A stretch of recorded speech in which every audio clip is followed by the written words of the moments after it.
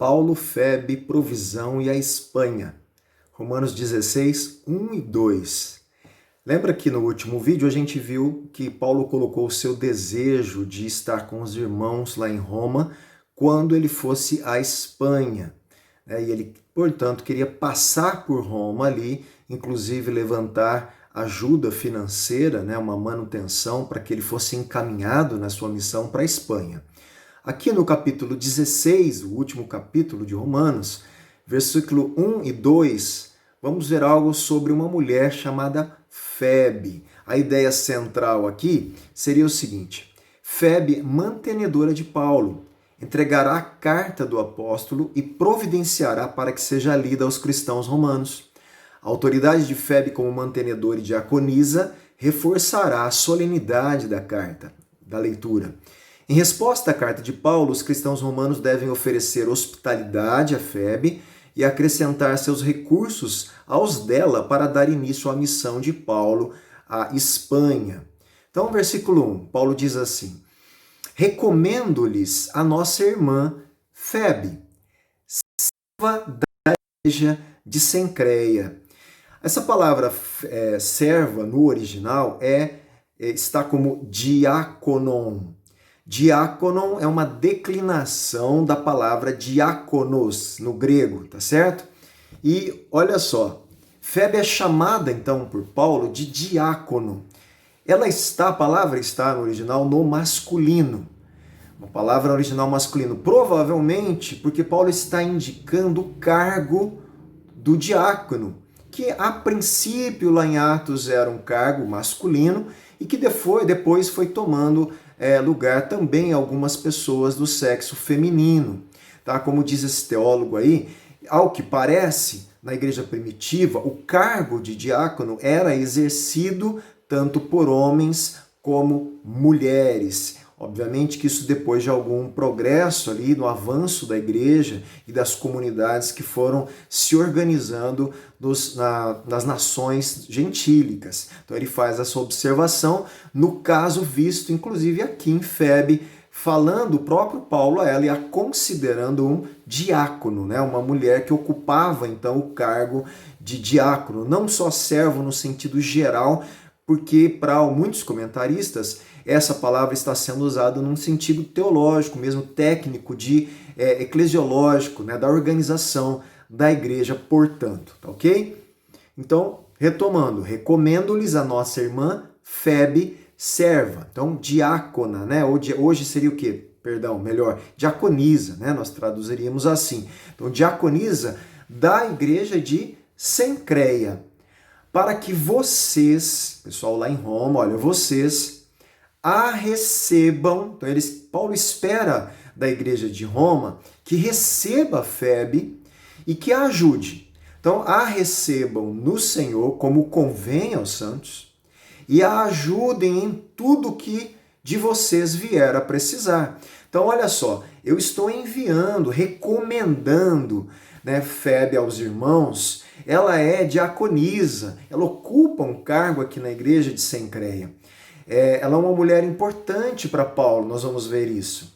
Então, recebam bem Febe, E não só a recebam, como ajude Febe em qualquer necessidade, aquilo que ela vier precisar, que vocês atendam, acolham com grande hospitalidade essa mulher que eu estou enviando a vocês. Inclusive, ela levaria a própria carta que Paulo está escrevendo.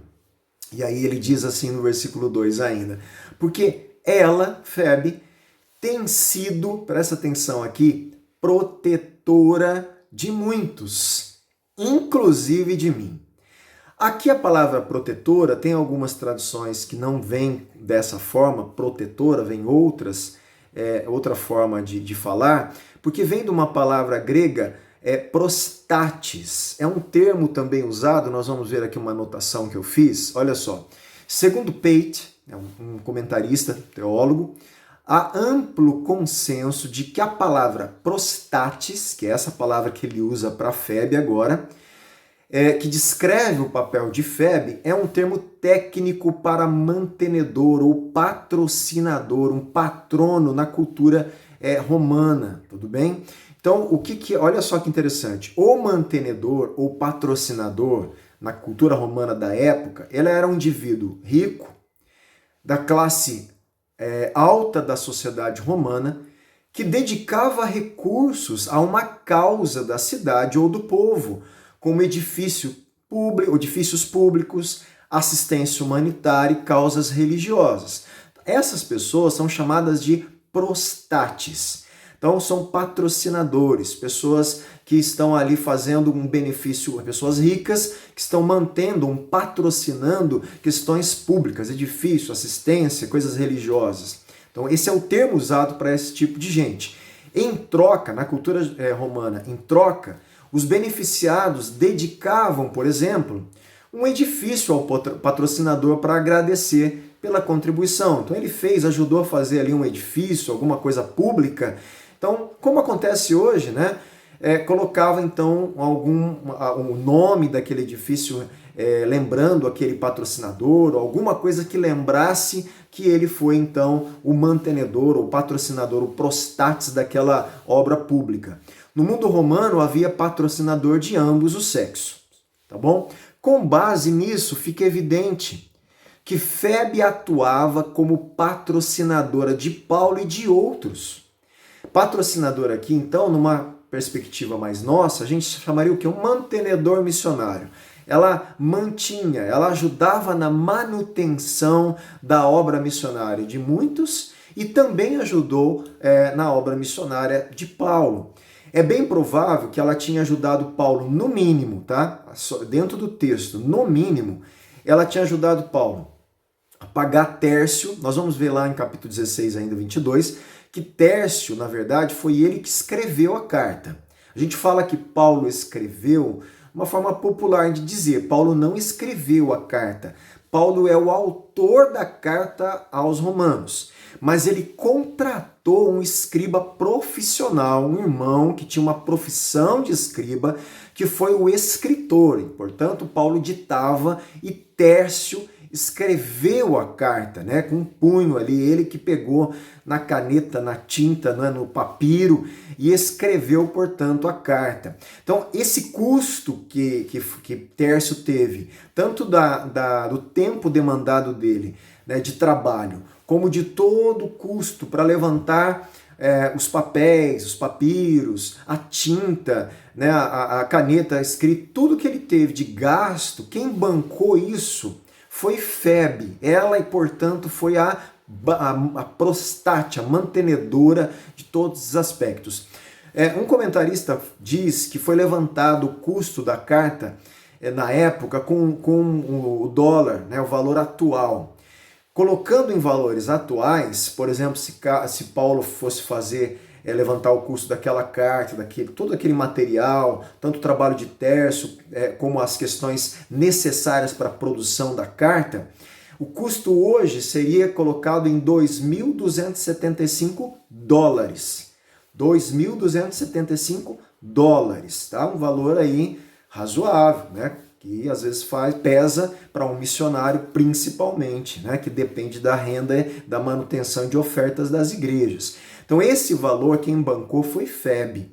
Ela bancou também a viagem a Roma e ler. Ele ajudou a ler a carta para os romanos lá em Roma, sendo que a presença de Febe nessa leitura representaria então uma autenticidade, né, da carta ali do apóstolo Paulo. De modo mais específico, a tarefa de Febe de entregar a carta aos romanos e providenciar para que fosse lida visava obter apoio dos cristãos em Roma para a futura missão de Paulo à Espanha. Isso está claro no capítulo 15 que a gente explicou. E Febe tem, portanto, um papel extremamente importante, né, de uma representante, tipo uma enviada mesmo, do próprio Paulo representando o apostolado dele, tanto para entregar a carta, ler a carta e representar a demanda, os desejos, os anseios e as solicitações de Paulo que tinham a ver com a manutenção para a próxima viagem missionária à Espanha, coisa que nós já vimos, tudo bem? E aqui, portanto, no final, porque ela tem sido então prostátis, uma mantenedora, uma patrocinadora de muitos, inclusive de mim. Duas verdades para encerrarmos, em Romanos 16, 1 e 2. Verdade 1. O Evangelho, então, nós podemos dizer aqui, valoriza igualmente mulheres e homens. De fato, Jesus elevou a condição das mulheres em comparação com a cultura greco-romana e até mesmo com a religião judaica. Se você ler os evangelhos, você vai ver isso muito bem. Alguns momentos que Jesus dá atenção para mulheres, para crianças, pessoas que eram consideradas socialmente, falando de classes inferior na cultura da época para os judeus. Verdade 2. A igreja toda deve se envolver com missões, tanto no âmbito local, nacional e internacional. A gente tira isso, sim, dos ensinos da carta, mas harmonizando também, com certeza, com a missão que Jesus deu de sermos testemunhas até os confins da terra. Tudo bem? Meu irmão, Deus abençoe você, que você realmente seja, um servo de Cristo, um mantenedor da obra de Cristo e uma pessoa que é enviada por Cristo para pregar o Evangelho e fazer discípulos. Que Deus nos dê pessoas, colaboradores, para estar juntando força com a gente, para a gente cumprir a nossa missão. Paulo não fez a obra dele e o chamado, o encargo dele sozinho. Ele precisou de muitas pessoas. E depois nós vamos ver nas saudações finais da carta de Paulo quantas pessoas ele relacionou, que colaboraram e que ele é grato a essas pessoas, tá bom? Deus os abençoe.